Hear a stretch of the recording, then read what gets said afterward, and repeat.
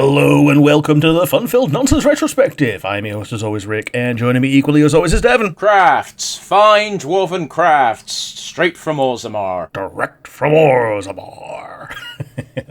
We are in Denerim today, so... We are indeed. And we're doing the finale of Dragon Age Origins, the finale of the game, and the finale of our shallow deep dive. I wouldn't call it shallow. I mean, well... I think the big question at the end of this episode is going to be, Rick, are we going to keep going? I mean, it's been a long-ass time since I played Dragon Age 2. It's been a longer time since I've played Dragon Age Origins. Well, yeah, but... Okay. Origins is more memorable, yeah? Yeah, it's more memorable. Like, what do you remember about Dragon Age 2? Oh, well, none of the characters matter. The character... Okay, none of them matter, but they're also the only good bit of the game. No, I'm just saying, in terms of the series, it's like, apart from Isabella, it's like, cool, none of these characters come back. Here's me with my hands on my hips, just pouting and going Varric. Okay, yeah, you got me there. However, Velgard left such a sour taste in my mouth that I kind of forgot he existed. Yeah. And I've got to be honest with you, it's been long enough since Velgard came out, and I know you now know the big twist, but I saw that twist coming without realising the twist had happened. Yeah, like a third of the way through you realise that... It wasn't even a third of the way through. It was literally after the first discussion, I was like, it's really weird how no characters are acknowledging Varric despite how much he's still fucking talking. Yeah, they're just like... Nobody's talking to Varric. He's just interjecting and talking to you. And the reason why I bring it up is that I saw the twist coming without knowing it was the twist, is I was speaking to a mutual friend of ours who doesn't give a fuck about Dragon Age, so I could just talk to him about it while you were still playing. And I went, yeah, so Varric might as well be dead, because no one's acknowledging him apart from the main character. And I didn't realise I'd hit the fucking nail on the head. Yeah. Spoilers, by the way! Yeah, it's Velgard. Who gives a fuck? Dragon Age is dead, and even if it wasn't, it's owned by Saudis now, so it's dead as far as we know it. Yeah. No more bisexuals in Dragon Age, even if they do make any more of it. But never mind that, let's talk about happy fun time memories for Dragon Age Origins. Kinda, because if you want to take the definition of low point to high point, this is kind of that point in the story for the game. Now, I don't mean that it's badly written, I mean, like, you go really low in this chapter before soaring to the heights that you get to. Yeah, this is pretty much as low as you get outside of your origin. Because your origin is like a personal darkest hour. This is the party's darkest hour. And it's not even the party's darkest hour, really. Yeah, it's just basically like you and Alistair. Yeah. Because the rest of them are just not freaking captured. I'm going to go by the TV tropes recap and give this. Once all these allies have been gathered, the Warden returns to Redcliffe to find that concurrently to their quest, Ferelden has collapsed into civil war. Loghain, convinced that the Blight is a hoax to allow a new Orlesian invasion of Ferelden, has refused to resign the regency, despite the accusations of his involvement in Caitlyn's death and the Ferelden nobility's refusal to bow down to his authority. This has caused a civil war. Even worse, the Darkspawn have taken advantage of the chaos to advance further into Ferelden unopposed. At this time, Aemon and Alistair reveal a secret. Alistair was a bastard son of King Marek, King Caitlyn's half-brother. He was raised by Aemon away from court to stop Caitlyn's enemies using him as a pawn. But with Caitlyn dead, Alistair possesses a better claim to the throne of Ferelden as a blood son of King Marek than Queen Honora, who is Loghain's daughter and Caitlyn's widow. Aemon promises a Landsmeet, a political gathering of all Ferelden's nobility in the capital city, Denerim, where they can put forward their case to dethrone Loghain and place Alistair on the throne. Yeah, it's some fucking cool shit. It's a cool political reason for why the human faction, for lack of a better term, doesn't just immediately go, okay, these orcs are a problem. Like, it's one of those, it's a lot like the end of Knights of the Old Republic, where you just have this reveal of, oh, actually your guys are important, where Alistair is just going, oh yeah, technically I'm a king. They kind of fuck this over a lot later on, because by the time of Dragon Age, not even Velgard, Alistair doesn't fucking show up in Velgard, in Inquisition, by that time, if you've been reading the novels, Alistair is the most specialist of special boys, because he's got everything in him. Oh yeah, he's freaking Ichigo. Every time something could be special, that's what Alistair is. So he's a half-elf, and he's also a half-mage, he's a half-dragon, and he's half-king. That's 4 halves. So quarters. Yeah, but he's more than the sum of his parts, which means 2 Alistairs. Oh, jeez. Yeah, it's very frustrating at that point. But in this original thing, oh, by the way, this guy is the bastard son of XYZ and therefore has a claim to the throne. It's such a medieval storytelling trope. And when it's someone as pure and innocent, and I mean that in every sense of the word, as Alistair, it's just icing on the cake, because there's no reason not to support him. Unless you are a human noble and a bastard yourself. Yeah. For that, and Alistair is quite happy to stand aside in that, because he doesn't want to be king. Well, he is up until the point where, in order to do that, you have to spare a certain someone, and Alistair gets real pissy about that decision. But we'll get there. Yeah, he don't like that. Alistair is such a hypocrite in that moment, but we'll, as we've both sort of said, we'll get there. Let's start with the Landsmeet. Rick, what is a Landsmeet? It's a big old Senate meeting of all the nobles where you get to put forth your case, and if you can't convince people with your words, you do so with your fists. The thing that always makes me laugh about this Landsmeet is it doesn't matter how well you do, Loghain is still a butthurt little baby and just goes, fuck this, I'm going to fight you then. Yeah. However, I will allow it, because no matter how poorly you do, you can also use that card, and he allows it. So therefore, despite being a piss baby about it, he also lets you be a piss baby about it. So it kind of balances out. Yeah, so no matter who's... Basically, someone is going to call for a fight here. Mm-hmm. And it's really cute how, like you say, it depends on how well or badly you do as to, like, how the turntables are turning. I mean, exactly. I do know that there is one fucking noble who I assume he's just baked in as having to support Loghain no matter what, and there's no quest to flip him. And the only reason I know this is because he's got such a unique voice in the way his fucking words break as he's saying, I stand by Loghain! Yeah. It's such a specific way he says those words that it's stuck with me since the beginning of time. Yeah. Go ahead. Upon arrival in Denerim, and after a brief attempt by Loghain to intimidate them into submission, the Warden is discreetly contacted by Erlina, a handmaiden of Queen Honora herself. The Queen has come to suspect her father's role in her husband's death, and fearing Loghain's pig-headed stubbornness will leave Ferelden defenceless against the Darkspawn horde, is willing to offer an alliance to stop her father. At present, however, Loghain's chief lieutenant, Arl Rendon Howe, is keeping her as a virtual hostage at his estate in Denerim, and Honora believes that Howe, with her father's consent, plans to assassinate her and pin the killing on Aemon and the Warden to destroy their credibility at the Landsmeet. Given the seriousness of the threat, and the fact that Honora would be an invaluable source of information on Loghain, the Warden and their companions mount a rescue mission. Are you just straight up reading the quest summaries? No, I'm reading the recap. The recap? Where from? You got to give me a source here. This is a recap on TV tropes. Right, so you're just reading to our audience TV tropes. Yeah. Okay. But not just the tropes. In the course of rescuing Honora, killing Howe along the way, the Warden can free a number of prisoners whose testimony would prove damning to Loghain at the Landsmeet. Among them is an Orlesian Grey Warden named Reardon, who was sent to investigate what was going on at Ostagar and why Loghain was blaming the Wardens for the disaster. Okay, so I'm gonna straight up say, stop reading TV tropes and use your own words and your own memories. Sure, so yeah, this is the rescue mission. You're trying to give some gravitas to the whole thing, but I thought you were reading an official thing from in-game, not someone else's summary. Nah, this is from, this is where you do your rescue mission. So, 2 characters get to go to Arl Howe's front door.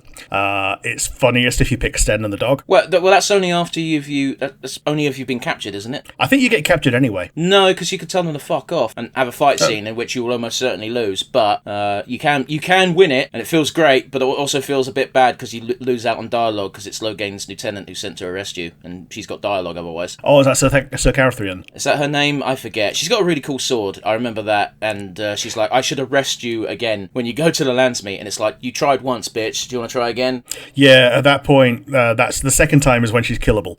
And the first time she's also killable. It's just really hard. Yeah. They overtune her in the first fight. Well, they don't just overtune her. They also give her fucking 10 archers.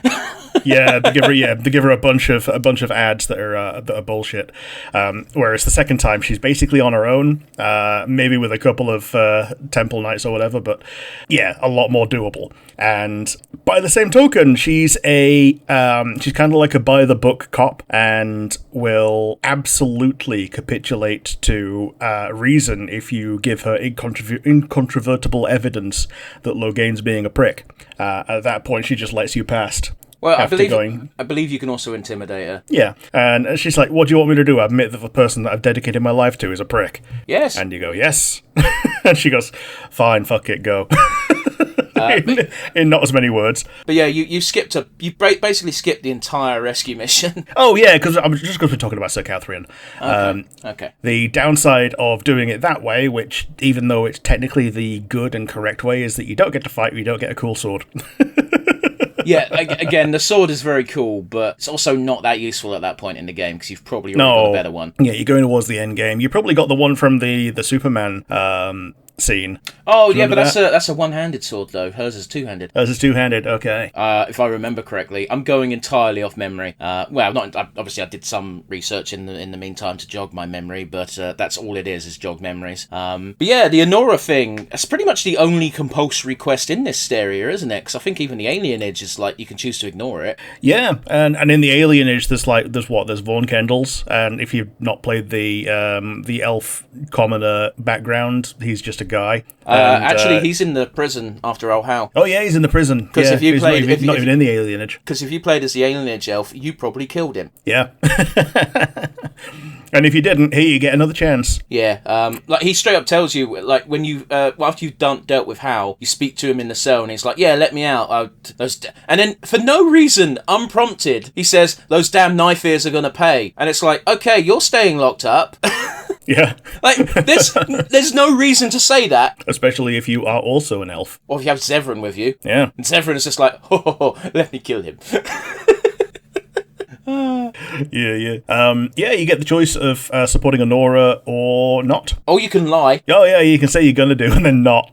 Yeah, but it's really not important whether you support her or not, unless you're going for the "hey, I'm a human noble, let me become king" route. Which again, got to be a bit of a scumbag for that route because you really fuck over Alistair for it. You do. That's basically what you pick if you want to keep Loghain and kill Alistair. Yeah, although you can get Loghain and just bully Alistair into being king anyway, but he doesn't like you anymore. Yeah, both of these things. Like that's kind of like the golden ending in my opinion, but by the same token, I thought I did everything to get that without the internet and still failed. It's tough. Like when it came to it and me going, oh, well, I kind of really want Loghain, and Alistair as well, I really want to chop his head off, and I couldn't stop him. Shout out to the Dragon Age Wikipedia, by the way, which still to this day, until you go on his page, the secret party member is still listed as 4 question marks. Ah, yeah, secret party member. Even though he shows up in like 2 games after that. Well, yeah, but it's assuming that you don't know, and yeah. And if you don't know, it's quite the twist, because when I first played this game, I sure as shit had no idea Loghain was going to be quote-unquote recruitable. Yeah, it'd just be like Ketheric Thorm. God, that would be cool! Yeah, like picking up Ketheric, and like you got to sacrifice the love and trust of Isabel and all that. Rick, wouldn't it be cool if you could recruit Saravok? Yeah, like you can. I wonder if they ever did that, Rick. Nudge, hint. Give some history for the guys. Yeah. Baldur's Gate 2.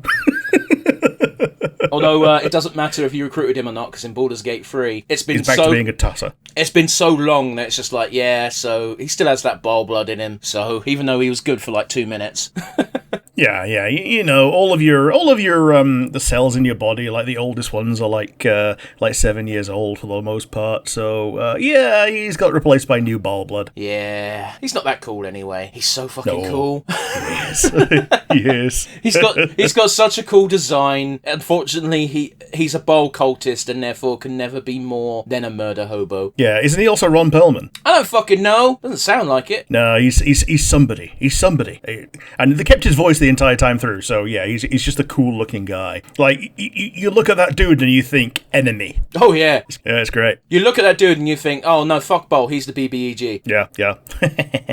But yeah, what are we talking about? Dragon Age. Yes, it's funny how we talk about Baldur's Gate when we talk about Dragon Age. Probably because Baldur's Gate 3 is the most Dragon Age Origins feeling game in a long time. Yeah, and Baldur's Gate, well, Neverwinter Nights actually, was the last thing that BioWare did before like having to make their own stuff, like before they lost the Dungeons and Dragons license. And then 2 years later, they also lost the Star Wars license. They were not having a good day. No, they weren't. But we got 2 good series out of it. We did. I like Dragon Age a lot. I like Mass Effect less, but it was still a fun experience. Problem with Mass Effect is, hey, guess what? They shat the bed way quicker than Dragon Age did. I don't know.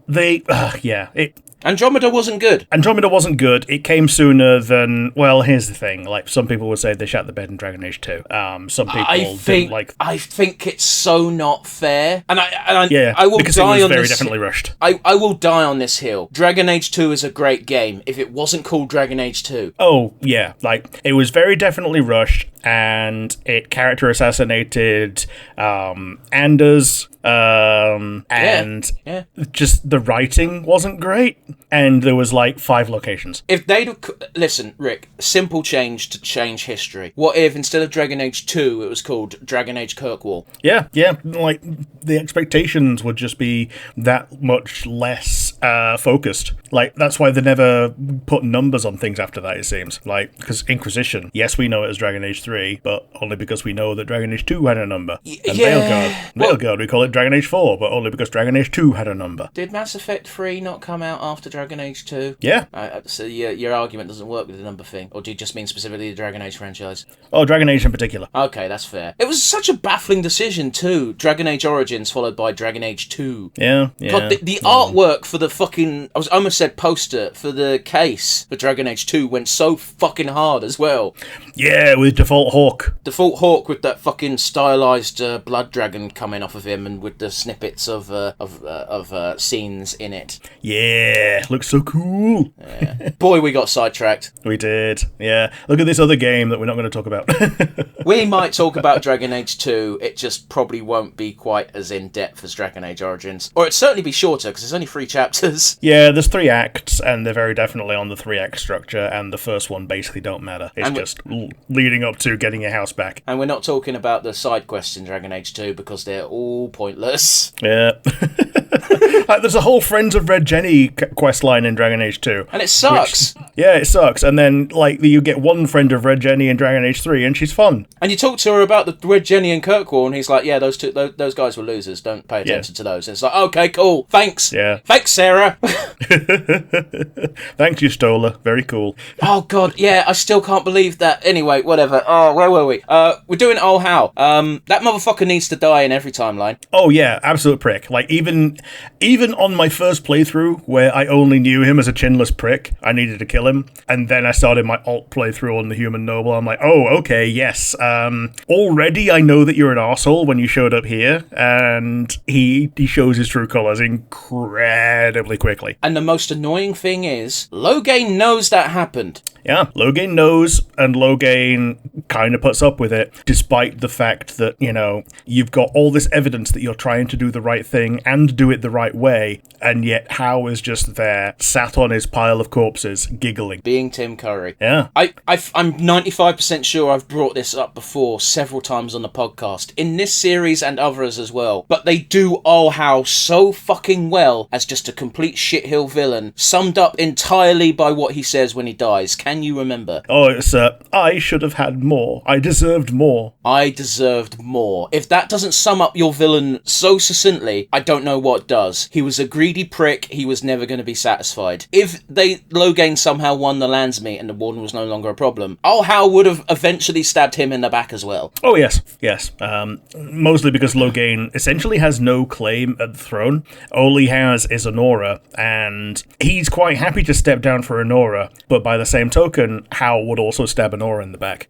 Loghain is a good general. He is an excellent general. Him and Marek are the reason why Ferelden is free. And again, a lot of people who don't dive into the lore kind of gloss over the fact that Ferelden's only been free from Elysian rule in living memory. Loghain's there. He lived through it. Yeah, he was like literally like the peasantiest of peasants. Like his name, Mactyr, is like he got given his surname because nobles are expected to have a surname. And Marek was like, oh, well, Mactyr, from by the river. I think Tyr is like the river that he like used to live nearby. So they just name him after the place that he grew up. Yeah, but yeah, Loghain, excellent master general, very good at reading a battlefield. Arguably, retreating from Ostergal was the right decision, even though he did it for shithead reasons. Yeah. But it's one of those, like as you say, it's probably objectively the correct choice if you could send a message to your other people on there that that they also should retreat. But again, everyone who retreated, none of them argued, because they could see the same thing as Loghain could. Now we know Loghain's motivation was fuck Kaelin, but the war wasn't going to be won there. So losing all your soldiers in this meat grinder would have been pointless. Yeah. None of them argued, and they all lived. Pretty much. It was flawed, and I think Kaelin did hype up the guys a bit too much with just like it's going to be like the stories. It's going to be like the strawberries. It's going to be a walkover. Yeah. Like the Archdemon didn't even fucking show up, or it did, but it fucked off after 2 seconds. Yeah. Yeah, and then they're like, oh shit, well, they've got ogres. Now, the reason why I'm bigging Loghain up here so much as a general, as a leader during war, is he is absolutely shit and completely out of his field when it comes to politics. Oh yeah, like he's done all of his atrocities, which have just been like either tacitly or implicitly endorsed, including his attempted assassination, the any amount of torture that he's done in his dungeons. To be fair, I don't think Loghain was like torture all these people. I think Loghain just went, I need information, and then didn't ask questions when he got it. Yep. Like he's even like continued to endorse slavery in Denerim because that's just what happens. It's a weird one, Nat, because elves are still classed as second-class citizens at best, and people don't give a fuck about them. That's just true. It's kind of like hand-waved in that. Yeah, but they're only elves. Yeah. So the fun thing about the Anora rescue mission, however, is she's buttering you up the entire time. And then when you finally get to see Sir Calthrian again, she turns on you immediately.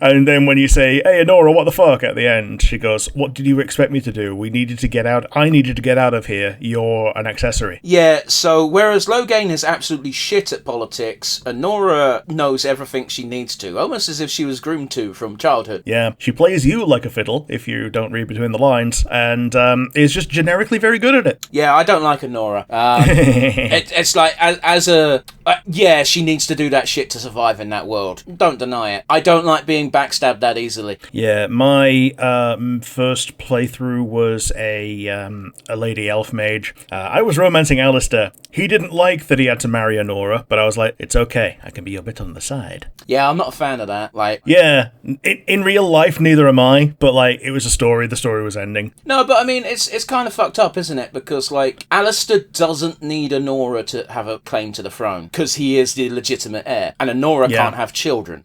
Yeah, so if it was if you were a human noble lady, you can just marry Alistair and just have a happily ever after. If you're anything other than a human noble lady, that's not possible. But you're the king, you can make it possible. Only when he is.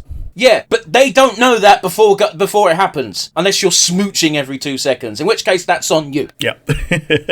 I'm just saying, it's like, keep it on the down low until the Archdemon's gone. Yeah, you're gonna have to fuck Morrigan, Alistair, sorry about that, but I kinda want you to live. Yeah, I also managed to, needed to do that. Because this game was before the time period where you could magically give your Grey Warden a penis and do it that way. Yes. There's no blood magic, Willy. You don't need blood magic, that implies it's evil. Yeah. Well, when the sponge is full of blood, that's mostly what it is. It's just blood magic in real life. No. You've tried to make an analogy. It doesn't work. Move on with your life, sir. You ruined it. And now I'm leaving. Just by the by, it's like Morrigan entirely sees this process as this is business, I don't care. So even her not being into girls doesn't matter for the context of this scene.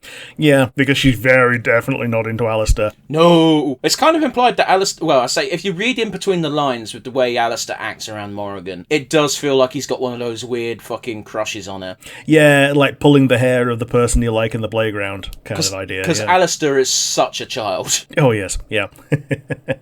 Like, Alistair, I absolutely adore you as a character. I'd be so fucking mad at you all the time if I knew someone like that in real life. Oh, yes.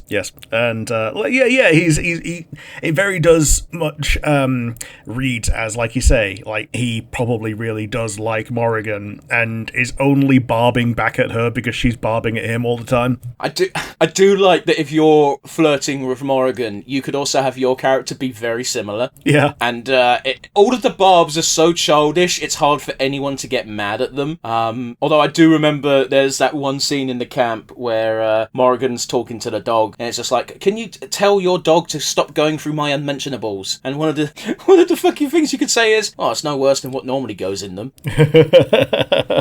And depending on what relationship level you're with Morrigan, depends on how she responds. Because if you've already slept with her, she's like, oh, ha ha, you don't complain. Yeah, self-burn. Oh, jeez. Morrigan's great. I fucking adore her. I wish she didn't get ruined in every other episode that she came out in. Yeah. So Honora wants to marry someone to cement her rule. Yeah, because she's used to being queen and doesn't want that to go away. But guess what, Honora? I hate you. Yeah. If you're a male human noble, that could be you. Otherwise, it's Alistair. She's also quite happy to keep ruling as a solo queen. Yeah, but no one should pick that option. No, because that's basically just nothing is getting better. If you want to get really to the nitty-gritty details, the best result here is Alistair with Honora, because between the pair of them, you've got Alistair, the charismatic leader, somehow, and you've got Honora, the person who knows how to get shit done. Yeah, both of these. And ideally, it's by also sparing Loghain, which is something that is very difficult to do while keeping Alistair not from getting executed or becoming a drunk. Dude, Alistair has got such a fucking pout on him when you get the best outcome. Fair. I've never seen it. You've never seen it? No, I've not replayed it. Oh, it's tough to do, because you do one fucking dialogue choice out of perfect sync, and it's like, yep, cool, make your choice. And the choice is between Loghain and Alistair. It's like, sorry, Loghain, bye. Yeah, so that's when Alistair took his sword into his own hands and took Loghain's head off in front of everybody. Yeah, and Honora still marries him somehow. Oh, jeez. Again, that's the only way Honora is clinging to power at that point, and that's all she cares about once Loghain is gone. Mm-hmm. But yeah, the Landsmeet itself is very interesting, because depending on how many side quests you bothered doing, depends on how well it goes in your favour. It always ends, or almost always ends, in a one-on-one duel between you and Loghain. You can nominate a champion. In fact, Loghain says, do you want to nominate a champion? You look kind of wizardy. You know what I mean, though? Because if you're a wizard, you don't want to do this one-on-one fight. Yeah, unless you're an arcane warrior, in which case you probably do. Well, yeah, but in that case, you're not a wizard anymore. Nah, you're some kind of mage knight. And the interesting thing about nominating a champion is they only give you the warriors. Yeah. I never chose this option because I was a mage knight. I was a archer for my first playthrough, and it gave me the option of nominating either Oghren or Sten. And Sten just kind of grunts and is like, yep, I am made for this. And Oghren also kind of grunts, but it's kind of like a drunken grunt of like, who am I fighting? I love that. Yeah. Either way, either of your two-handed warriors will kick the shit out of Loghain. Oh yes. He's a general, not a frontliner. Like, he's all right on the front line, and you can build him to be even better. But yeah, I think he starts as like a champion, doesn't he? But he's a tank, which in a one-on-one fight isn't that useful. Yeah, it's just die slower. Well, yeah, because in Dragon Age Origins, a tank role is I draw aggro, which is great if you're fighting 10 fucking Darkspawn and everyone's attacking your tank while Wynn heals them. Cool, you are now unkillable. In a one-on-one fight, I'm drawing aggro. There's only one fucking opponent, dickhead. Yeah, like, yes, I might be able to put my guard up and last a bit longer, but that's still not great because I don't have a healer. And it's also like, cool, I got a few good hits in on Oghren, and now Ogren's just madder, and oh god, why is he hitting me so hard? Yeah. Yeah, he now hits me for exactly as much as he hit me before, and this is going to continue. It's going to double every time. Ogren's great. I love him. You can't have Alistair as your champion in this, can you? You might be able to. I remember my options were Sten and Ogren and being confused. Yeah. It might be to give you player agency, because if Alistair's your champion, it would make no sense for him to stop. Yeah, that might have been what happened then. It might have been, you might have been able to pick Alistair, that might have been what I did, and like he just didn't stop, he just went and took his head off. Like I didn't get the conversation or anything. Possibly. Because Alistair has made it very clear since minute one of the game, he does not like Loghain. Loghain killed his mentor / father figure. Yeah, this man's neck needs to be cleaved, and in my game he got his wish. Yeah, in my game he didn't get his wish, but in my game he also got his wish, if we're going by our first playthroughs and I didn't know any better. Yeah. Reardon is he gets his finest hour as soon as the Archdemon shows up, don't let's loop back a little bit, because I do want to talk about a few side things that you don't have to do but can do in Denerim at the end here. We didn't talk about the alienage. Oh yeah. So what happens in the alienage?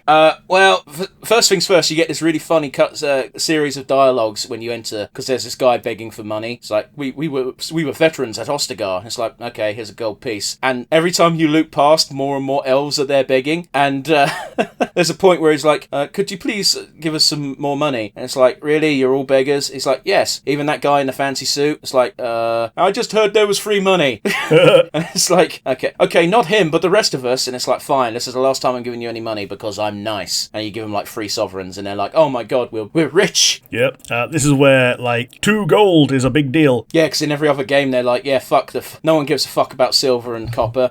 Yeah, they just turn everything into gold after that point. Oh, wait, no, sorry. I'd tell a lie, because in Dragon Age 2 they still use silver and copper, but even in that, no one cared. Yeah, the inflation is massive. Yeah, but yeah, what's happening in the alienage is a bunch of people are being fucking kidnapped, and no one cares, because there's bigger issues going on. Okay, yeah, is this how you get into the dungeon with Reardon and Vaughn Kindles? Who's Vaughn Kindles? The alienage old guy. Okay. No, who's Vaughn Kindles? You keep saying his name, and I don't know who you actually mean. Isn't that the guy that is the one that does the rapes and murders in? Right. Yeah. Cool. That's at the end of the Honora stuff. That's completely unrelated. Sure. Okay. No, this is just a side thing. This is before you do Howl. In fact, or you should do it before Howl, because you find out that Howl is selling off alienage elves to Tevinter. How do you know it's Tevinter? Because it's a blood mage. Yeah, it's a blood mage, and he's got his. This is before they decided that Tevinter was going to be like have its own, culture or anything. So they're just blood mages. I mean, yeah. The only reason I know he's from Tevinter is because they're taking the slaves somewhere where slavery is allowed, and the only place I know slavery is allowed is Tevinter. Yeah. You when you actually eventually break into the warehouse, you've got cages filled with elves, including the current leader of the alienage. And before you fight, he straight up just goes, "Hey, do you want to just walk away? I'll give you money." And you're like, "No." It's like, "Oh, now we got to fight." And then you fight, you kill his goons, you do the final blow to him, and he says, "Wait, you're a Grey Warden, right?" And I'm like, "I'm listening." And he just goes, "Cool. You guys like power, what, right?" And it's like, "I'm still listening." And he's like, "Cool. There's a lot of elves here. Why don't I just kill them and make you stronger with blood magic?" And it's like, "Ooh, wrong answer, buddy boy. Chop your head off." But you can you can take that deal, and I can't even. I don't know what it gives you, but it gives you a stat boosting item. I've never taken that deal. Fuck off. These elves have done nothing wrong, and even if they did, blood magic is explicitly evil. Yeah, especially when you see it happen close up. Yeah, it's gross. Yeah, I forgot about that. Fuck that guy and the horse he rode in on. Yep, and then you free the elves, and they're like, "Oh God, thank you. This was way worse than XYZ." And it's like, Jesus Christ, you guys have it hard. Why are you living here? Yeah. Like surely it would be better for them to just like go out into the wilds and become a new form of Dalish. The problem is they don't have the skills to do that anymore, and Dalish elves actively look down on city elves. They do. It's not a good part of their culture, but I think they even retcon this later on. But in Origins, it's straight up Dalish elves are like, "Man, city elves suck. Why are they doing this?" Yeah, like even Zevran, when he when you say, "So you're an elvish son of a whore," and he goes, an elvish son of a Dalish whore. Well, he's got the tattoos. He does. Yeah. Which just means owned by a god. Okay, it's not what that meant in the first game. Yeah, in the first game it meant I am Dalish. Yeah, and in the second game onwards, they kind of started going like, yeah, it wasn't even the second game. It was Inquisition, really. Yeah, where Solus goes, "I can remove these for you if you like. And you don't know why until a bit later. Yep. The other thing that I remember that I want to talk about, because there's a bunch of side quests here, but we kind of spoke about a lot of them you could do earlier on, and we did that during our Denerim stopgap. Yeah. So what can you think of? When you're walking through the city, and it's only at this point in the game where it can happen, you get ambushed by Antivan crows. Oh. And straight up, if Zevran does not like you, the crows will be like, Zevran, you can come with us, slate right clean, just help us kill these motherfuckers. And if he doesn't like you, he jumps at that opportunity and just goes, yep, I'm a crow, fuck you. You're a dick. Or if you have even the barest amount of friendship with him, you literally just say, Zevran, come on. And Zevran's like, yeah, no, that's a really bad fucking deal. I like these guys. Yeah. I like these guys. They weren't going to kill me. Yeah, man. Zevran already owes you a lot for not killing him in the first goddamn place. Yeah, he does.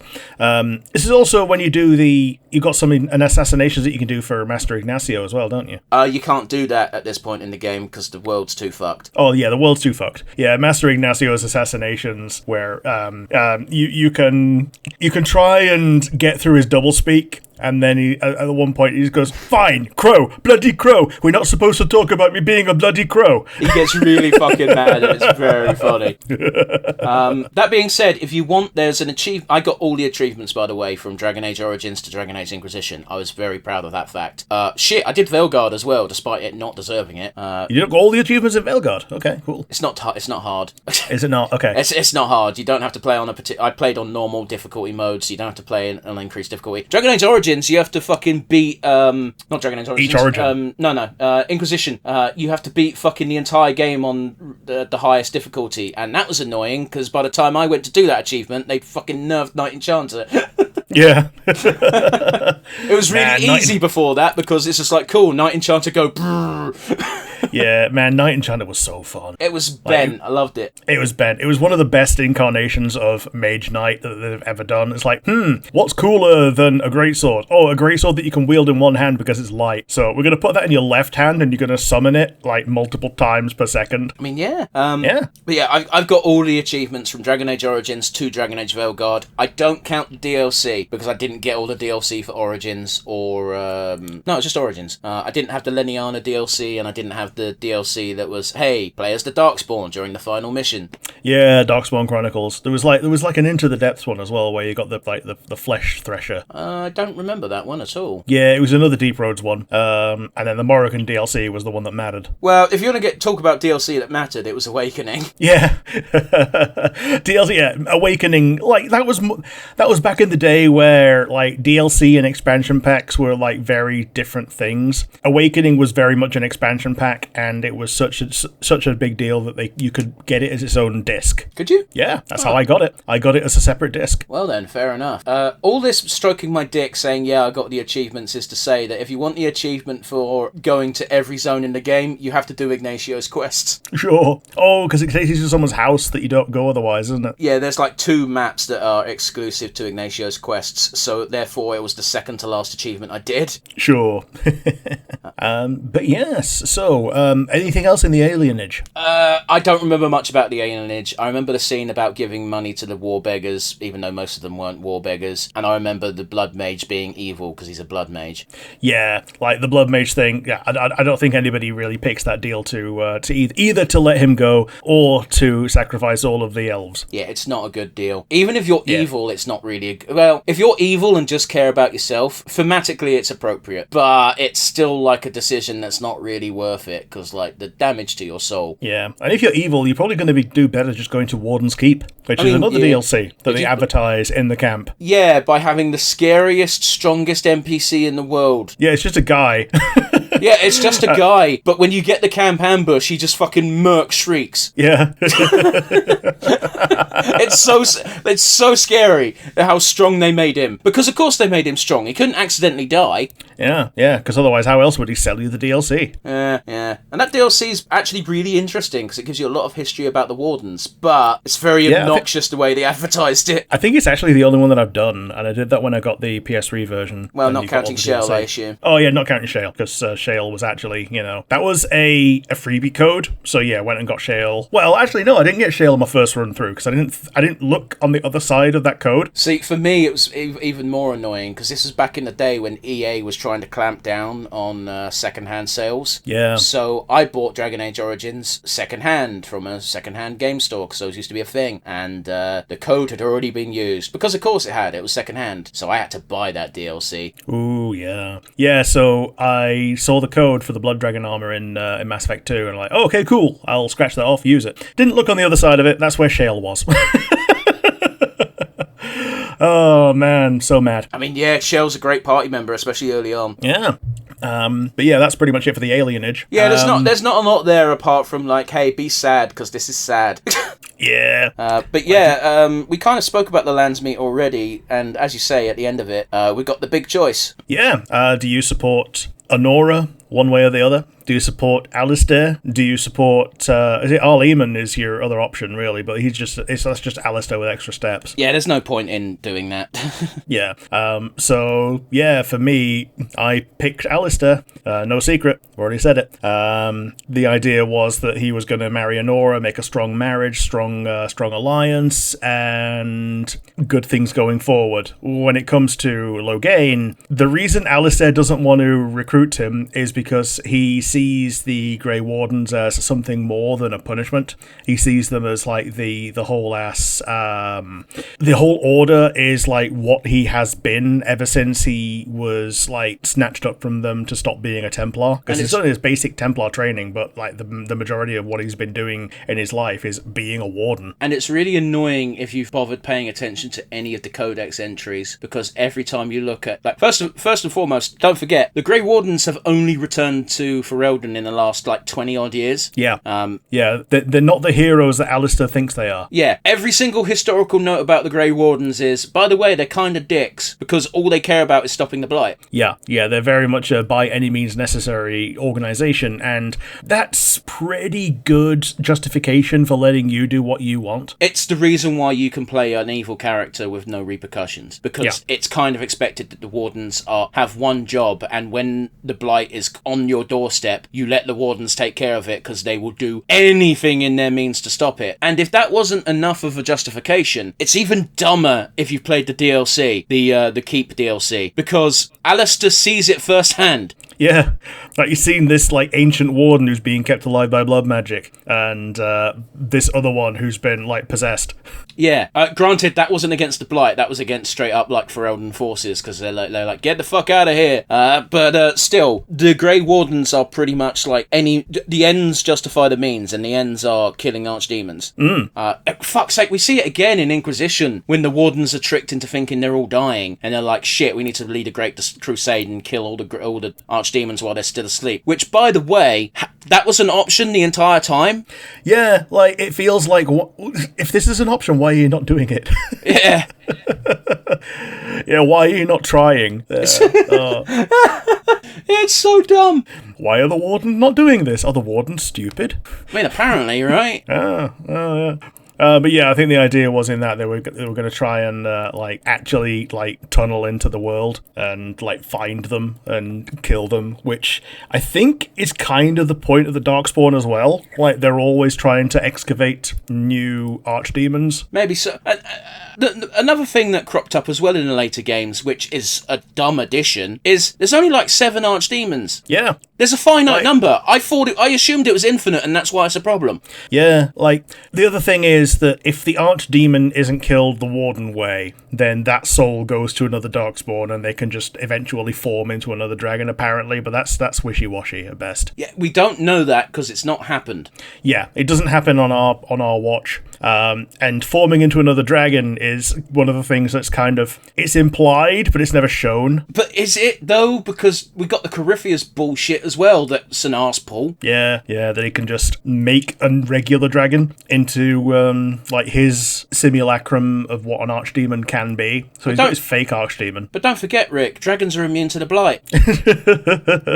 According to one line of dialogue in Veilguard for, again, no reason. Yeah. That's impossible. Dragons are immune to the blight. I think we've seen 2 dragons infected with the blight, so your hypothesis is bullshit. Yeah. Oh no, that's super special Omega blight that only the elven gods can wield. Is it, Tosh? Is it? Or were you just wrong? I like that. Or were you just wrong? it's such... You know the bit from Team 4-Star, which is just like, we've got a pair of androids that are going to rampage in the future. It's like, hang on, what do you mean? We just killed 2 androids. Yeah, no, different ones. And then we get to the movie, and it's like, is that 5 androids? Do I hear 6? It's just like, yeah, maybe you're just wrong, you know, which is fine in the context of real life, but this isn't real life. This is a game world, a world it's meant to have set rules. If you constantly throw your rules out the window or decide they don't matter anymore, what's the point in the rules? Yeah, like exactly. Why do you?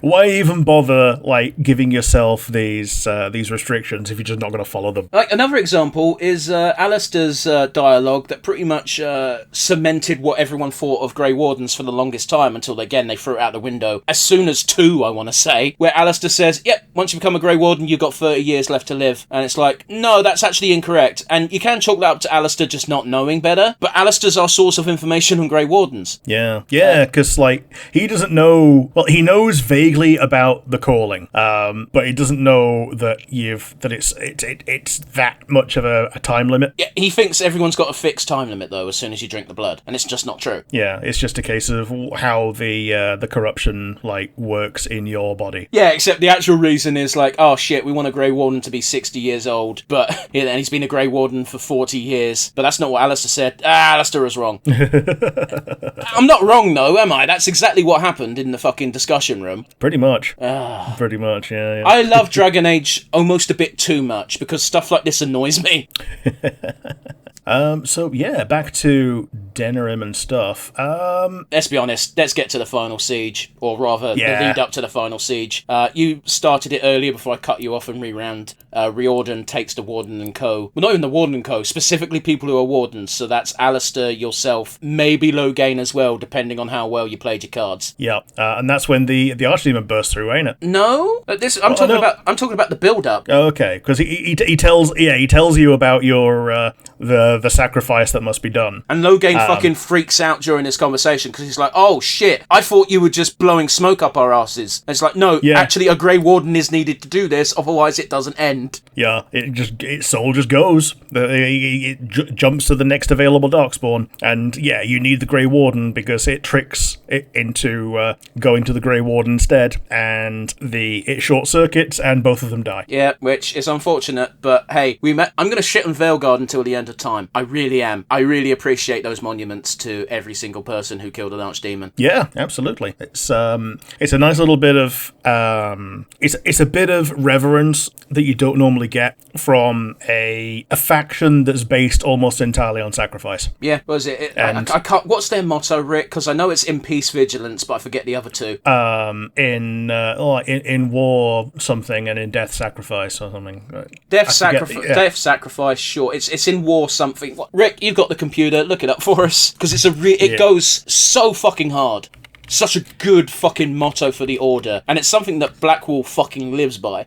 Yeah, in war, victory, in peace, vigilance, in death, sacrifice. It's so good. It sums up the Order so well. Yeah.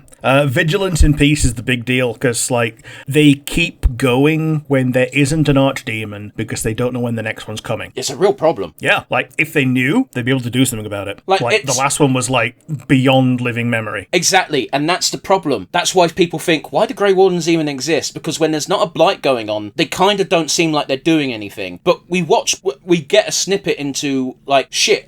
We see it with Strahd. He's just fucking wandering around Kirkwall, recruiting people and diving into the deep roads to kill a few Darkspawn here and there. But people don't know that because they're not talking about it because they're not important. They're a weird order of people who do stuff sometimes, we guess. And that's when the blight was 3, maybe 6 years ago. Yeah, like elsewhere, but there was one. And I guess it's like, it's a weird allegory for vaccines before it became necessary to have an allegory for vaccines. If you've not taken your shots, you're going to get sick. Maybe. And you could go your entire life not getting sick, in which case, why would you ever have a vaccine? But by the same token, if you don't have it, then everyone's fucked. I kind of get what you're saying. I don't think they meant to make that message when they made the game, but you could definitely read it that way. Yeah, it's like a historical allegory upgrade. It wasn't meant to be didactic at the time, but like it's very easy to see the parallels. Yeah, no, I mean, I'm agreeing with you. I'm agreeing with you fully. Damn BioWare, they've been woke for longer than we thought. But yeah, Riordan gives this speech, and it's important to get the timing of this speech down, because he explains to you this, and then you've got a night of talking to your friends, and more importantly, if you're like me, you're gonna fuck the shit out of Morrigan. Yeah. This is where Morrigan leaves the party for good. She gives you the option of on the eve of battle, she might have a way out for someone that if she does this ritual, it might be a shining star, even more shines even brighter for the Archdemon. I don't think she leaves the party here, because she can be in the party during the final battle. Can she? Okay, she never was for me. Maybe I'm misremembering, but I'm pretty sure, because like to take her out of the party before the final battle is super fucked, because she's been with you since the very first fight, and you quite possibly have built your party with her heavily involved. So just being like, no, can't have her in the last fight, that would fuck you over. Yeah. Like she doesn't become pregnant in 2 seconds. That's not how that works. She does. No, you know what I mean. She doesn't have the side effects of pregnancy. She doesn't suddenly have a swollen belly and can't move. Oh, no, but neither does Lulu. So. Okay, that's because they couldn't be asked to make a new model. Don't point to fucking Morrigan not having a swollen belly because FF10 Square Enix couldn't be asked to make a new model for a game that took 2 years to develop because they're lazy. Nah, she has a zygote at this point. Yeah, like, it's happened. The deed is done. But she's not suddenly like, oh, I can't move right, my feet are swollen. Oh, my tits, they're so sensitive. Bigger problems, Morrigan. Nah, she, the deed has happened, and she just, as far as I remember, she removes herself from the party either way, and just leaves, and makes sure that... I think she might leave if you don't do the deed, because then her entire point of hanging out with you was kind of pointless. Sure. If you're unwilling or female, you can convince Alistair or Loghain to do it. Loghain's is the funniest, because he's like, the only reason he doesn't want to... He sees it as Morrigan does, of like, it's just business. But he's like, you've got to fucking promise me, swear a solemn vow that this baby will not challenge Anora's rule. It's like, yeah, sure, dude, I don't care. Yeah. This happens. I think this is basically the most unilaterally agreed on thing, is that everyone picks this option. Like, even if you're in love with Alistair or another character, I think you can justify this one. I wish there was an option to talk to your partner if you're playing as a male warden and just say, listen, I don't want to die, Morrigan's giving me an out, and your partner would probably be like, yeah, that's great, I've got to fuck her. It's like, ooh, Zevran would probably be like, okay, I'm not a fan of this, but because if you're in a relationship with Zevran, like a proper relationship, he actually stops caring about sex. It's very funny and kind of weird. Yeah, Liliana probably wouldn't be happy with it, but would probably come to accept it after a while. And Liliana's romance is the most fucking pointless anyway, because it never gets brought up again, even if you did it. Yeah, I think even in Inquisition they talk about the warden now and again, and she does it a little bit more piningly than she does otherwise, because Liliana in Inquisition is very much just business. Yeah, I mean, Liliana, even in 2, when she shows up for 5 seconds, it's like, what's the point in this? Yeah, in 2 it's like, oh yes, by the way, she was also here, just off camera. Oh, it's so stupid. It is. We've got to talk about 2. We've got to talk about... I'm calling it now. I think we should do the whole trilogy. Velgard maybe not, because it annoyed me, but... I still kind of want to talk about Velgard, because there's stuff to talk about. Will just be a lot more negative, is all. Yeah. I mean, we might be able to give it the nostalgia goggles in a year or 2, but yeah. Oh, speak for your fucking self. Anyway, I think the best version of this scene is if you've romanced Morrigan, because she's just like straight up like all cards on the table. Listen, we've done this before. I care about you a lot. We'll just treat it like any other night. And I'm like, Morrigan, I fucking love you. Please never change. And then she changed. Yeah, like the best option in the Morrigan Witch Hunt DLC is just meeting up with her and just holding hands and going through the Alluvion, and that's the end of your Warden. Yeah, and that's where Dragon Age ended. Yeah. I jest slightly. Maybe we should Dragon talk about Age. Witch Hunt later.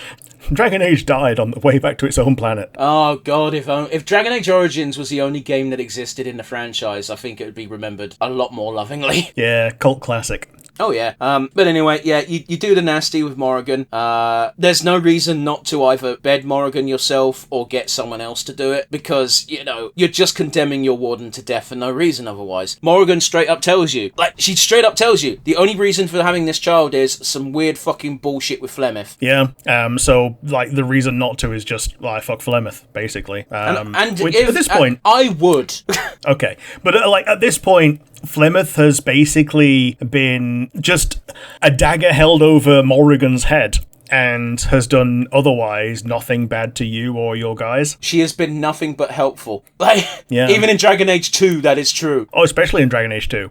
She's intimidating, but she's helpful. But yeah, I've only ever killed Morrigan. Only ever killed Flemeth twice, and they were during Morrigan romances, because I don't have the heart to lie to Morrigan. Also, that boss fight's hard. It is. I spent a long time just circling around the boss with Sten. It's tough. It's really difficult. And it's a lot easier to just say, yo, Flemeth, Morrigan wants me to kill you. And Flemeth is just like, okay, we'll tell her you killed me then. I'm gonna go. Like, where are you going? Don't worry about it. And then Dragon Age 2 happens. Yeah, whether you killed her or not, she shows up there anyway. But yeah, unless I'm romancing Morrigan, I don't kill Flemeth, because, as you say, she has done nothing but kindnesses to the party. Yeah, but by the same token, you know that she's just using you. But similarly, she's using in sending you Morrigan. She's using you in the sense that, hey, motherfucker, if the Darkspawn take over, I die as well. Yeah, and part of her using you is sending Morrigan with you, and that's worked out pretty well so far. Yeah, and if you romance Morrigan, it's worked out really well for you. Yeah. So yes, we have the night with Morrigan, and then what? I mean, we pretty much go to the Denerim siege, don't we? Yeah, the siege, the march of the army.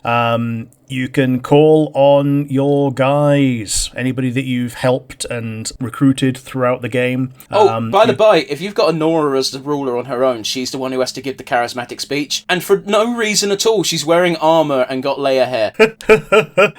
I've not seen this. Yeah, it's so weird. Like, the speech is good, don't get me wrong, but I'm just like, Honora, when did you become a badass warrior woman? And why'd you fuck off immediately? I think it's made to look like she's going to join in while everyone knows that she's not. But it's like, have you seen that scene of Boromir waving the flag of Gondor above Osgiliath? It's like that, but Honora. It's so out of nowhere. Yeah.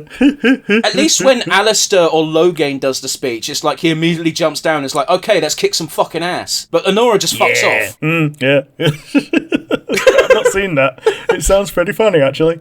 Oh, man. I'm 95% sure this isn't some kind of fever dream. Yeah. But yeah, when the Archdemon finally appears, Reardon does his plunging attack and gets his wings so that he can't fly away, but he dies. I mean, yeah, but at the same time, that's a pretty fucking important blow. And it is. Riordan gives it his all. He, I think you put it best. I can't remember if you said it on air or if you said it before we started recording. It's like if Riordan was the player character in that moment, he would have won and killed him. Yeah, that would have succeeded if it was a player character that was doing it. But yeah, let's not undermine Riordan here. He does it a damn good go, and he doesn't fucking hold back even slightly. Nah. He's like a twin sword warrior, like a blaze of steel and death. And it is like a plunging attack in Dark Souls, ain't it? Like he does it off a building while it's flying low. Why would the Archdemon ever do this? Yeah. Is the Archdemon stupid? Needs the video game characters a chance. Yeah. It wants to burn things right up close so it can smell the scorch. Oh wait, that means there's something above it that can jump down onto him. Oh no. If it wasn't for this, you'd have to do like some ballista bullshit, wouldn't you? Yeah. And it can still fly a little bit, just not far. Yeah, not like the dragon optional boss fight where it flies and fucks off for 2 minutes and you're just like, can you come back down, please? I want to kill you. Can you re-enter the boss fight? Can you re-enter the boss arena? Like, I'm here. I went to the trouble of being here for this. Can you at least come back to the arena, please? Please, my sword is ready. Whereas for a safe, sane, and sensible dragon would just leave. Lick its wounds and do something else. I will just go ahead and do a bit of a plug here. It's why Sin the Slumbering Dragon is my favourite version of a dragon boss fight ever, because it's constantly flying and fucking off.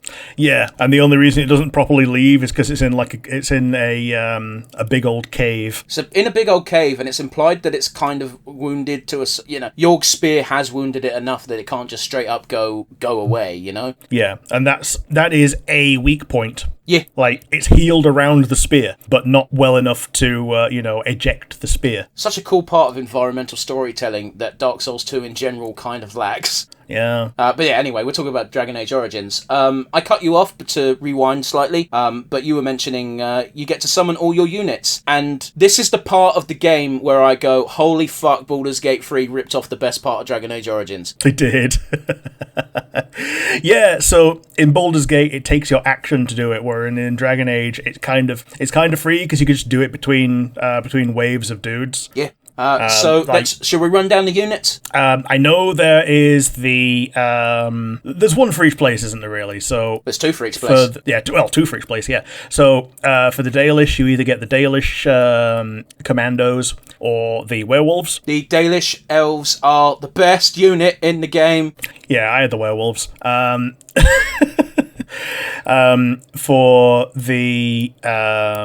For the Deep Roads, you've got it's just dwarves either way, isn't it, really? No, you either get dwarves or you get golems, but you only get like 5 golems. Oh yeah, you get golems. Yeah, you get golems because you went to Caradon's Cross. Yeah, so it's weird, isn't it? Because you get 2 choices in Orzammar. You got to crown the king, and you've also got to choose what to do with the anvil. The anvil is the choice that affects the unit you get. Yeah, and you get mages or Templars. Yeah. For the mages, you get like 5, and they even say we can offer 5 mages. Is that it? If you're saying is that it, then you've obviously never seen a mage.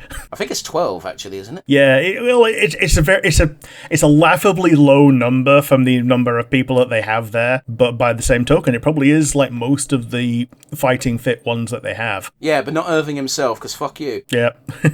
So I'm not dying in a blight. I'm going to stay in my tower. Yeah. I'm going to stay in my tower, also voiced by Steve Bloom. And yes, of course, you get the Redcliffe Knights, no matter what you do. Yeah, that's the one that's the one that there's no real choice for that. Well, yeah, because if you don't save Aemon, the Landsmeet can't happen because no one else is smart enough to call it. Yeah.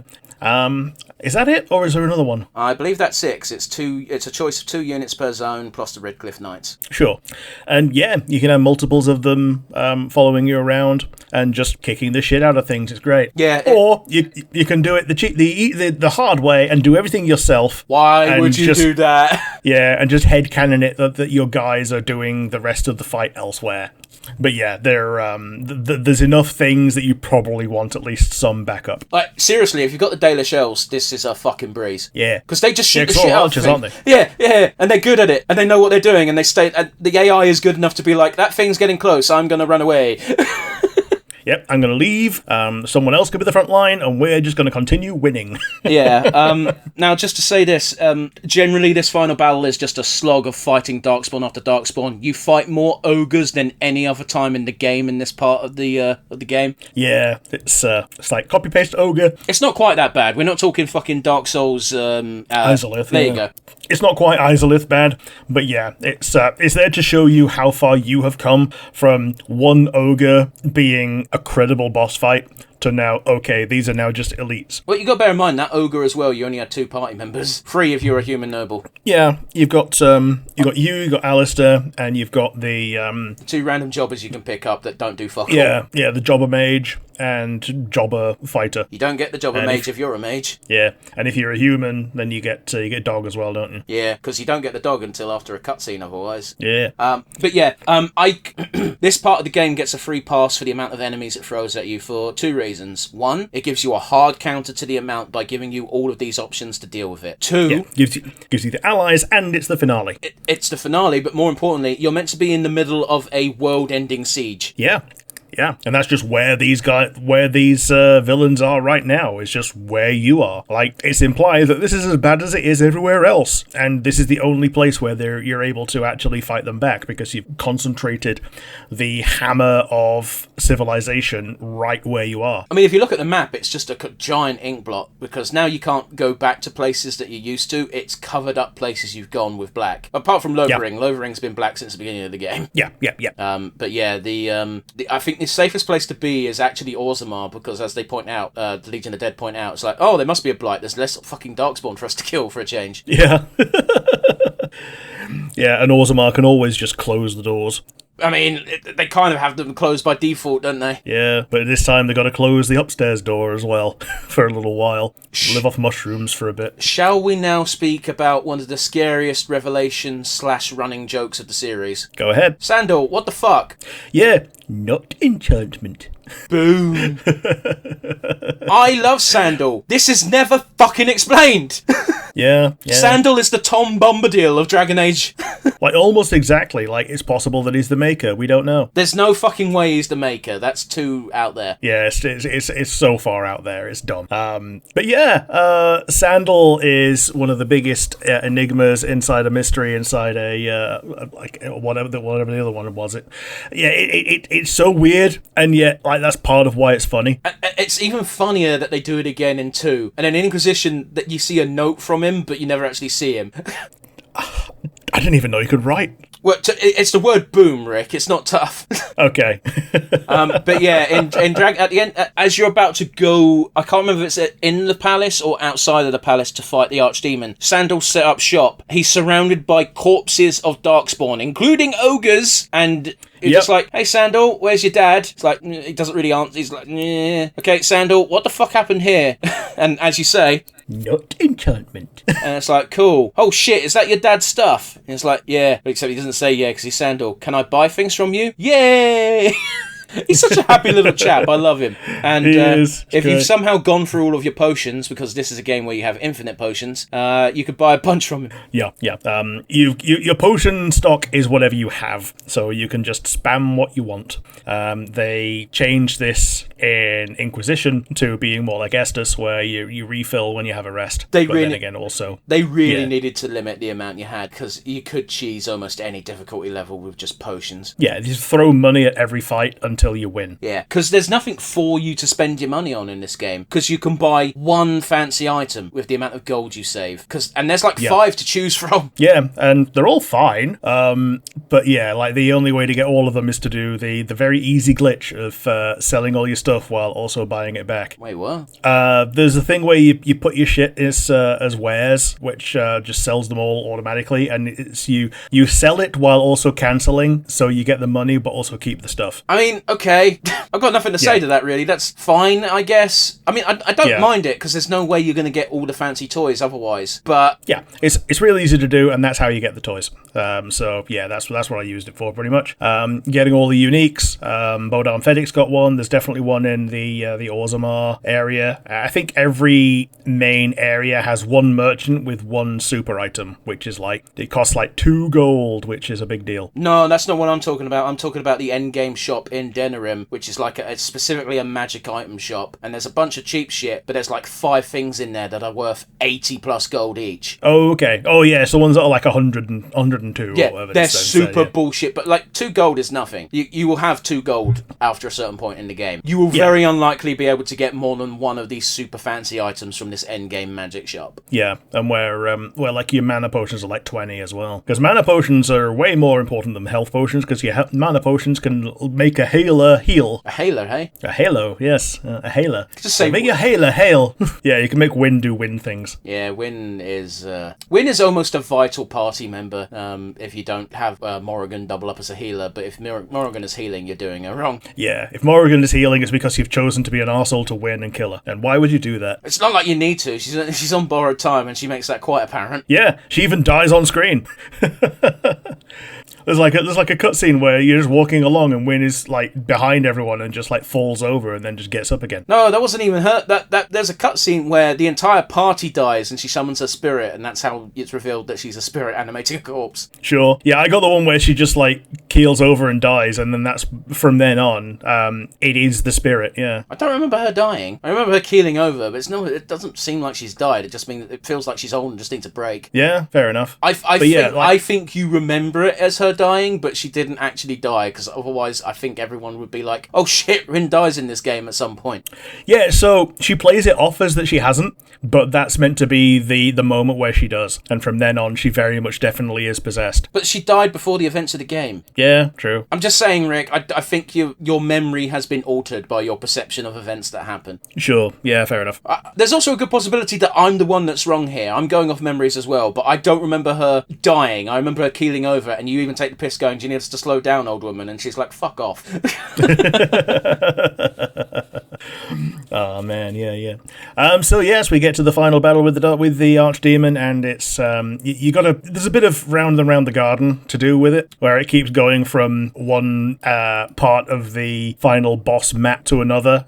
Yeah, the shape of this boss map, Rick? Yeah, it's like a clover. It's like a fucking fidget spinner. Yeah. Before they were a thing. I do remember there's at least 2 points, but it feels like more, where the Aechdemon just fucking summons a bunch of ads, and it's all Herlocks and Genlocks, and it's just like, cool, just make me waste my fucking time. Yeah, waste my time, waste my resources. Are there a couple of ballistas on here as well? Maybe. Yeah, I think they're a kind of thing where you can shoot the Aechdemon with it, but by the same token, you could just be up there carving it up yourself. Right, yeah. I mean, you're probably going to do more damage than the ballista. Yeah, because you've got stats. And yeah, eventually you beat it.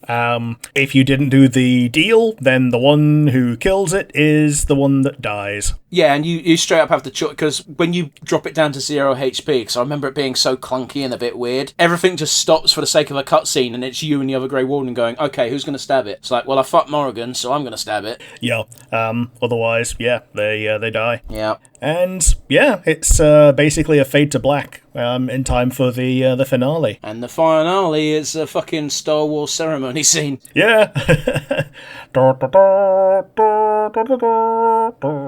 You get to be the hero of Ferelden. Yeah, that's your new name. That everyone will call you that from now on. Literally, because they need something to voice. And you get to talk to all your party members, because they should all survive. At this point, I think Morrigan fucks off, like, before you can have a celebration talk with her. Yeah, she fucks off.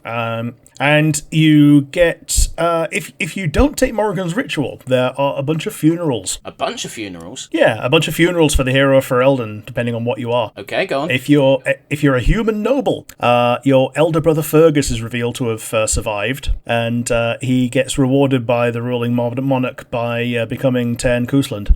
Cool, that happens if you survive as well. Does he? Okay. Okay, so I think all of these funerals are, it doesn't matter what origin you are, you will always have a person in the corner of the room who is related to your origin that you can talk to. And I remember this because the Daily Shelf one is still Merrill. Yeah.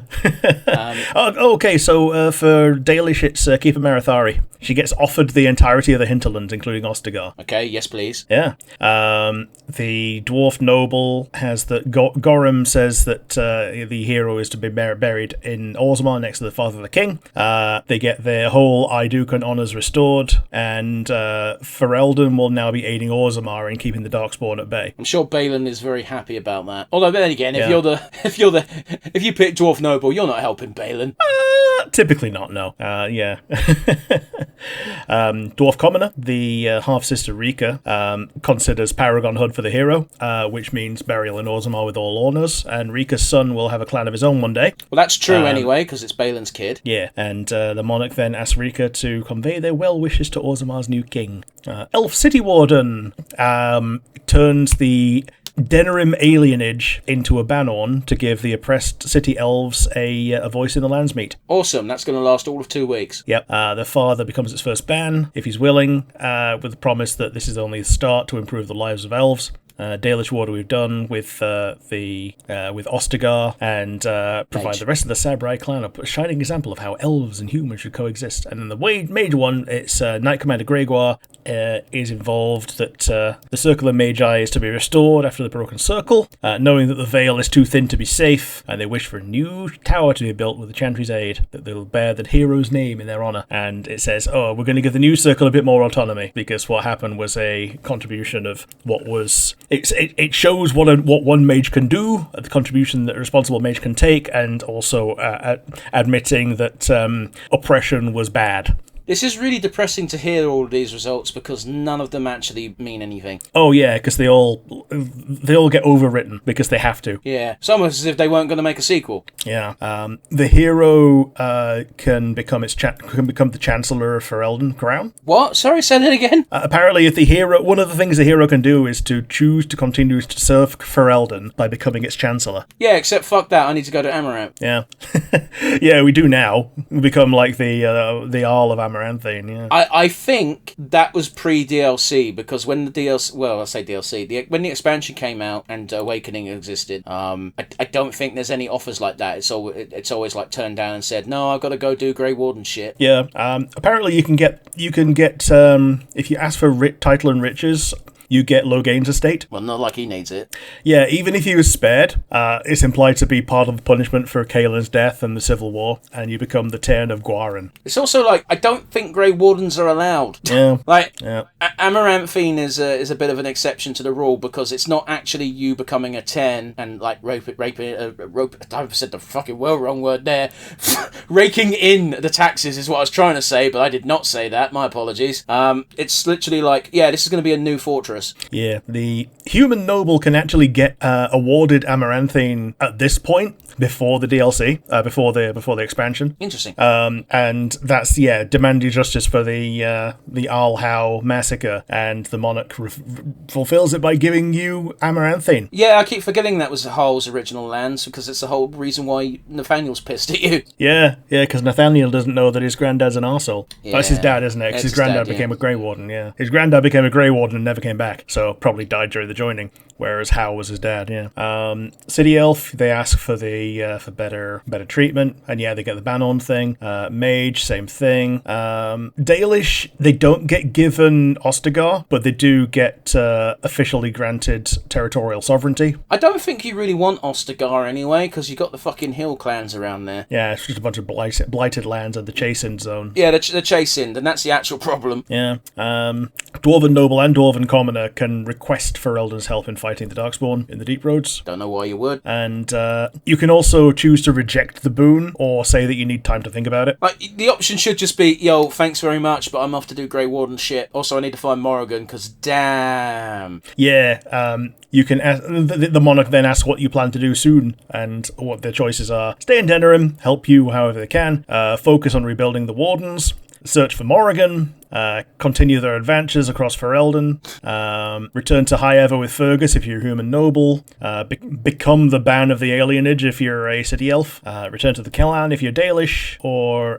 return to Orzammar if you're a dwarf. These are really weird options to have, because again, you're not supposed to be able to do that. Yeah, it's weird, but oh well. But yeah, like you say, it's very much a like an ending party. Yeah, you talk to Sten and he's like, cool, I'm gonna go home. It's a bit more than that as well, because you can even, unless you're specifically a human or a dwarf noble where you explicitly have combat background, like he just goes, I now know that you're a great warrior, for you have proven it. It's like, I'm not really a warrior, just goes, I know. and it's like, because it's Sten, it's one of the sweetest things he ever says. Yeah, you're a great warrior. I'm not a warrior, I know. It's like wars not make one great, kind of, to a degree. Yeah, Sten's cool. I like Sten. I do like Sten. It's a shame they ruined Kunari. Yeah. I think Sten is kind of the thing where you point back to Sten as like, this is how Kunari could have been good the entire time. But oh well. I wish they stayed as fucking tan giants instead of the weird fucking horned creatures. Cool design, but not Kunari. I liked the horns, but yeah, it would have been fine if they were just tan giants, and do it the other way around. Make it the ones so the ones with the horns are the ones that have got destinies, and just make it so that only the Arashok has horns. Yeah, but even then they fucked the Arashok up. Yeah, he looked cool though. Yeah, he did. He did. We need to talk about Dragon Age 2. No, I'm calling it. We're going to do Awakening and then we're going to do Dragon Age 2. Yeah, sure. We might do Inquisition, but that's going to be weirder to chop up. It is going to be a bit, isn't it? Yeah. So, yeah, I guess that's kind of it for the finale. 1 second. We do get ending slides in this game, don't we? Oh, yeah, you do. And it's just, it gives you like a couple of statements about where are they now for each character. Yeah, and I really appreciate that, especially in long-ass RPGs. I think they're a must. Mass Effect did it as well, but it was a bit weird. That was an add-on thing after people got pissy after Mass Effect 3's original ending. Yeah. So yeah, you get the slideshow. The only one I remember is Ol Eamon steps down as Ol because everyone loves Ban Tegan. Yeah. So that's why Ban Tegan is now Ol Tegan, and why when we meet him in Inquisition, that happened. No, he didn't stab his brother in the back. Eamon just was like, oh cool, the people like Tegan more, I'm going on holiday. Yeah, absolutely. I think, doesn't Eamon basically just become the de facto advisor to whoever is the king? I mean, he might not. I told you all I remember from the ending slides is the Ban Tegan getting upgraded to Ol thing, and I believe there's a slide as well saying like there's whispers of Morrigan, but no one knows where she is. Buy the DLC, fuckface. Yeah. So for Liliana, if the approval is a door or better, the hero is to marry Alistair or Honora. She'll end the relationship, and is asked, but does the hero get his girl or her girl? I mean, do they? Well, it's that's part of the ending slide. Yeah. I feel like if you married into royalty, Liliana is just like, well, get fucked. Go pound sand. Well, I can see Liliana also doing the thing that my warden did of just hiding behind the throne. Except that doesn't happen, does it? Because she becomes a left hand, doesn't she? Yeah, she does. That's the problem with the sequel, is a lot of this stuff. It's like, did they or didn't they? Well, they didn't because they had to do this. If the approval of Loghain is warm, he will tell the hero that they have earned his respect. And that's hard to do because you've got such little time to actually do it in. Yeah. If Oghren reconciled with Felsi, he thinks he'll go back and look her up and see how that goes. I forgot about that side quest because it's kind of a nothing burger. Yeah. Also, doesn't work because of Awakening. That was even sooner than 2. Yeah. It's like, we didn't have him long. He just waves and joins you.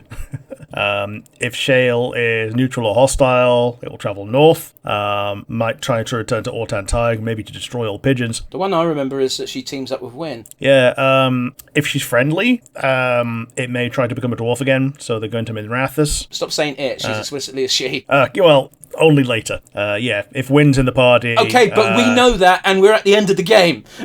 Yeah. Shale will not object if the hero wishes to go with it. Wynn offers to accompany Shale to Minrathous. Which I don't... It's a bad idea, Shale. Yeah, you're going to get controlled. Yeah, you're going to become a fucking wizard's pet again. Yeah, if... Grey Dog, okay. Grey Dog? What?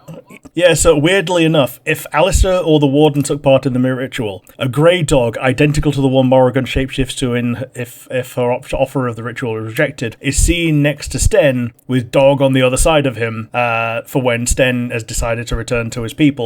If your approval is warm or better, you can choose to go with him to Parvolan if you're not otherwise indisposed. We don't need to go through every single ending slide, Rick. I was just saying we have ending slides, and if you remembered any, then great. It sounds like you didn't remember any because you're reading them. Yeah. Yeah, that's fine. I like games that have ending slides. Inquisition also had ending slides, and Inquisition was also silly because the DLC for that was also like, cool. Granted, we're set a bit in the future, but some of these ending slides are already made invalid. Yeah. Well, at least Inquisition did actually have a little bit of a time skip for the final DLC. This is true. It was a little bit... I never did the DLC for Mass Effect 3, and apparently they were all good, but I spent so much time in Mass Effect 3 that I kind of like been done and done that entire game as much as could be done before the DLC came out. The Leviathan DLC was probably the weakest because it did not explain anything when it kind of advertised itself as it would. The DLC where you're just having fun in the Citadel, it's a great piece of people like. Yeah, it's a great piece of DLC. It's just fun and stupid, but it's a bit weird that this is happening while the Reaper War is destroying planets. Yeah, it's tarred by the fact that yes, it's weird. Yeah, like you say, it's weird that it happens during the war, and it has to be before the ending. Well, yeah. Like, if that could be after the ending, great, but it can't because of the ending. Well, yeah. Doesn't matter which ending you pick, the galaxy has fundamentally changed. Yeah, and not least, the Citadel that it takes place on is in a different form now. Yep, totally forgot that the Citadel is the weapon. Yep.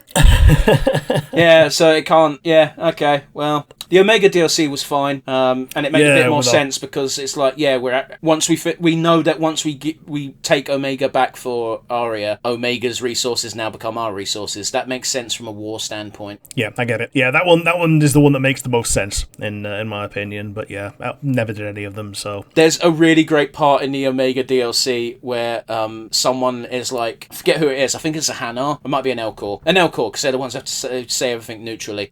He's just like, yeah, I need to buy favour with Aria. If you find Aria's favourite sofa, the one that she sits on in Mass Effect 2, can you tell me where it is so I can get it and then give it to her? And you're like, okie dokie. And when you're going through the trash part of Omega, you find the chair and you scan it so you get a location for it so you can send it to him later. And as you do it, Aria just goes, is that my chair? Yeah. It's dumb. I love Mass Effect's choice to be dumb for no reason. Is that my chair? It's like 2 shades removed from the Family Guy Blue Harvest bit. Yeah, I'm taking this couch. It's such a good joke for no reason. Yeah, silly. But yeah, we have our epilogue slides, and that's the end of Dragon Age 1. Stay tuned for Awakening. So, as we get to the end of today's episode, we have our usual wind down. From the finale, do you have a favourite moment? I absolutely adore the making baby scene with Morrigan, if you're romancing Morrigan. Yeah, I can see how that would be rather fulfilling, as it were. It's very sweet. Now, just to remind people, there's no nudity in Dragon Age Origins apart from the fucking broodmother's tits, which if you get off to that, more power to you. Like, at most you see a really boring bra and a very boring pair of underwear. This is not getting a thumbs up because it's like, oh yeah, it really does it for me. It's getting a thumbs up because it's just so sweet and there's so much character growth paying off in that moment. Yeah, this is the only time that Morrigan pretty much wears a bra as well, because she kind of doesn't in a normal outfit. Yeah, when she's having sex with your character, both characters have to strip down naked, but naked in Dragon Age means underwear, which means for no reason Morrigan suddenly wears a really plain dull bra. It's not even a bra, It's like a strip of cloth. Yeah, it's like the Dark Souls bra. Yeah, and it's like you're right. It's so weird because her default armor, she's not wearing anything because you can see side boob. Yeah, she's got the scarf, which is just there to be. The scarf is there to censor things.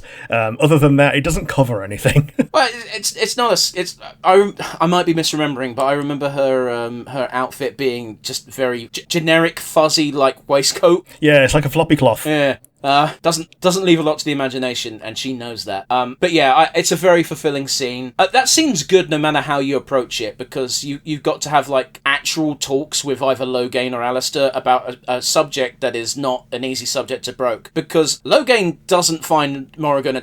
I'm convinced that Loghain has no sex drive at this point in his life. Yeah.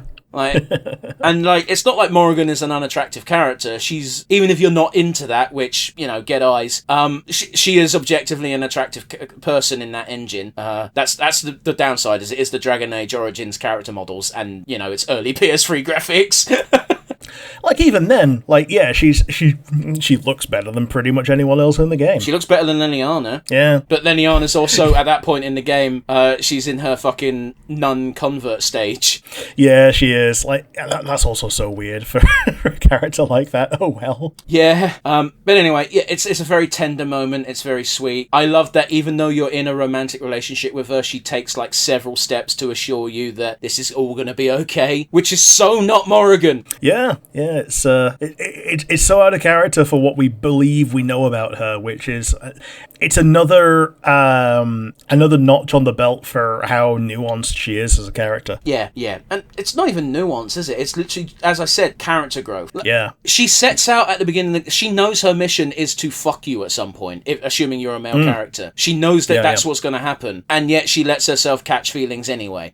Yeah, it's just a great moment. Now, there's plenty of moments to choose from in this finale. I'm dead curious to hear what your one is. My one is going to be Riordan's finest hour. It's just such a cool thing of him doing his plunging attack and, like, so close to mortally wounding a whole-ass archdemon on his own. Now, bear in mind, if Duncan didn't die, it would have been him. Oh, yeah. Like, he's even a dual wielder and everything. Yeah. Like, if Duncan was still around, that's what Duncan would have been doing. But, they were like, oh, shit, we're going to make Duncan at home. We're going to give you Duncan at home and tell him, let him do the thing right now. But Riordan's a Legion, isn't he? Yeah, he is. Yeah, and the only reason, like, he was so confused where he goes to dinner room and he's like, hey, I'm a Grey Warden, I'm here to help. And it's like, all right, straight to jail. He's like, fucking what? I'm a Grey Warden Animal Legion. Okay, these are two things. These are two things that Loghain don't like right now. Yeah, you're so right. Oh, God. He had no chance. Yeah. Like, the only other thing he could have been was an elf. I don't think Loghain's got as much of a hate bone. I think he doesn't. Here's the thing. I think Loghain doesn't think about elves, but I don't think he hates them. Yeah. Does that make sense? Yeah. He doesn't have an opinion one way or the other on them. Look, chances are, if Loghain had half a minute to just sit down and think about it, he'd probably be able to empathise more with elves than he would almost anyone else, because elves are in the position that he was in 40 odd years ago. Yeah, absolutely. But yes, that's our high points. We can't always talk about the good. We have to talk about the bad. Do you have a weakest link? It's a bit of a murky weakest link at best, because I make it no secret that I enjoy the fuck out of Dragon Age. But I sang its praises earlier. It is a bit of a slog, this final battle. It is a bit, yeah. And I'm going to piggyback off that. My weakest link is the ad phases in the Archdemon fight. Oh god, yeah. Yeah, no, you're right. That's very annoying, because otherwise it's a pretty interesting boss fight. But yeah, depending on how much of a power gamer you are, you don't need to have everything. You don't need to do everything perfect to beat the Archdemon. The Archdemon is kind of a victory lap. However, the fact they break it up into little ad phases as well, I get it. The Archdemon is the one commanding the entire horde. They're trying to demonstrate that, but it's always the worst part of any goddamn boss fight. Yeah, like no one likes ad phases. Like the best time that you can use an ad phase is when the ads just give you the resources that you need to keep going. Kinda, but even then, yeah, it's just showing how badly the fight was balanced if they need to give you this as a comeback mechanic. Yeah. Although I prefer ad phases over the, you beat the boss fight, but unfortunately the boss can't die now, so here's a cutscene that shows the boss kicking your ass. Yeah. Here's it shows the boss winning, and the boss leaves. And now you have to beat the same boss again later. Yeah, Kai Leng. Get fucked, everyone. But yeah, that's our weakest links. Who's going to be your MVP? It's tough, man. It's fucking tough. It is. I'm going to have to give it to Morrigan. Yep. Makes a lot more sense, seeing as basically she saves you from death, and also she was your love interest. Yeah, that's just... I appreciate that I'm biased, because I adore Morrigan. I think she's the best romantic route in this game. Hands down, no question. Like, Leliana doesn't come close. I never did Alistair, because I never played as a female warden. Zevran is sweet, but at the end of the day, that was never going to be a lasting thing, you know? And Leliana's romance is boring. Yeah. It's very milk It's the most vanilla. Yeah, vanilla, there you go. Yeah, it's the most vanilla of any, like, romance in the game, when, you know, she's basically just as much of an assassin as Zevran. Yeah, but she's trying to pretend she's not. Yeah. But yeah, it's one of those where Leliana could have been a lot more interesting, especially when we see her later on. Like Dragon Age 2 even version of Leliana would have been a more interesting romance option. Oh yeah, totally. But no, we get fucking I'm just a poor nun version of Leliana, which is the worst version of Leliana. So yeah, Morrigan is the most interesting romance route, and even if you're not romancing her, she is the entire reason why you can beat the Archdemon and live. Yeah, I guess it. And what's her name? Is it Cilla Black? Oh, Claudia Black. Claudia Black, Who's Cilla? Cilla Black is a person, isn't she? She's a surprise one from like... Yeah, okay, not her. Claudia Black. Oh, gives life to this character like no one else could have. Oh, yes, absolutely. Like, fantastic voice actor. Yeah, 100%. But yeah, I could wax lyrical about this all day, but it would just be me. At a certain point, it would just become masturbatory. So, Rick, who's getting your MVP today?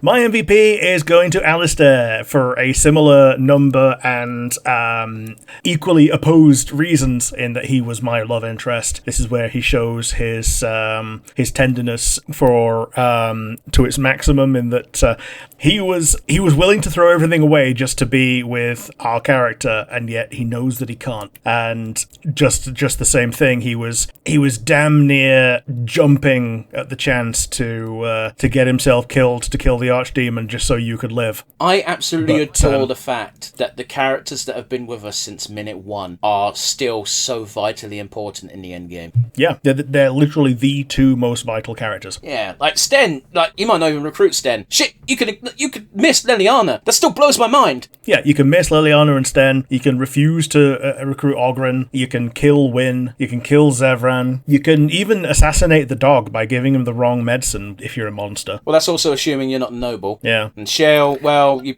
might not have bought the DLC for Shale. Yeah, so you can essentially have a pretty incomplete party. Yeah, and this was before the days where you... okay, I like that RPGs do this now, but it's also kind of really annoying in that almost every single RPG I've played in the last 10 years have an option of just like, yeah, so you don't have a party of 10. You can recruit some nobodies, though. Yeah, like Withers going, oh, yes, here's some nobodies. Would you like me to just, like, fill your party with these dickheads? I'm also thinking of Alcat as well. Oh, yeah. In Rogue Trader, it's even better, because you go up to your quartermaster and you're like, yeah, I'd like to recruit more dudes. And they're like, yeah, cool, go for it. And you just create new characters. But they tell you in big, bold letters at the bottom, hey, you can fill out your party with these guys. However, you will miss out on story. Because if you don't have X characters with you, then a lot of the game is just a bit boring. Yeah. But yes, that's our MVPs. Yes, if you liked today's episode and Dragon Age in general, you can tell us. You can tell us down in the comment section down below on YouTube or on Spotify. And if you have any suggestions, also let us know. Suggestions of things to do, your personal thoughts, your personal favorite moments, your personal weakest links, anything like that. So, other than that, if you don't have those, you've got the comment section, not the comment section, you've got the email if you're not on any of those. If you're on an audio platform, the email would go to nonsensereviewuk@gmail.com. I'm trying my hardest not to laugh because the more you spoke, the more it was obvious you were spiraling and forgetting what to say. Yes. It's okay, Rick. I've been there. Oh, God, have I been there. But yes, the next time we talk about Dragon Age, we are going to talk about Awakening. That's a nice, easy one to chop up into very obvious sections. We are strongly considering doing Dragon Age 2 and Inquisition. Dragon Age 2 almost definitely, because there's very definite acts and stopping points. Inquisition's going to be tough. Well, I mean, Inquisition very definitely has, like, pre-Skyhold and post-Skyhold. Yeah, but we can't just do 2 episodes on it. Yeah. I think there's meant to be 3 acts as well. There's, like, Skyhold,